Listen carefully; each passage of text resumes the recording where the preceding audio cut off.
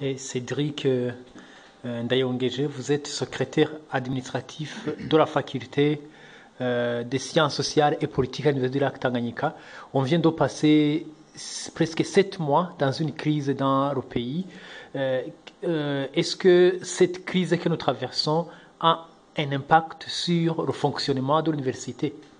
Oui, effectivement, la crise que nous vivons aujourd'hui connaît déjà d'énormes conséquences fâcheuses sur la gestion de nos institutions universitaires, en ce sens qu'il y a déjà des taux de déperdition qui ne cessent de croître ces derniers jours. En effet, beaucoup d'étudiants, surtout étrangers, ont dû quitter le pays pour cause d'insécurité, et ici je souligne que déjà certains parmi eux, par ailleurs la plupart, vivent déjà dans les quartiers dits contestataires aujourd'hui, donc ce sont des quartiers instables, et donc ils ne peuvent pas y rester et ont été obligés même jusqu'à présent de rester chez eux, peut-être jusqu'à la période où on pourra connaître un pays stable.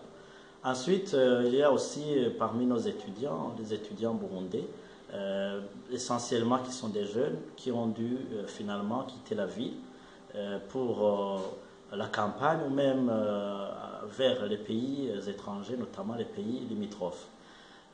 Donc, ce n'est pas seulement cela, il y a aussi un autre phénomène des enseignants aussi qui ont dû quitter le pays. Et la plupart déjà sont des enseignants qui sont qualifiés et qui sont connus. Et il est difficile aussi de les remplacer, ce qui nous conduit immédiatement dans un système de dysfonctionnement généralisé pour tout le système universitaire. Et donc, nous connaissons un retard remarquable au niveau des paiements des frais académiques, mais aussi au niveau de l'élasticité des années académiques qui ont dû passer de 10 à 14 mois. Cela donc fait paralyser la gestion des enseignements, la gestion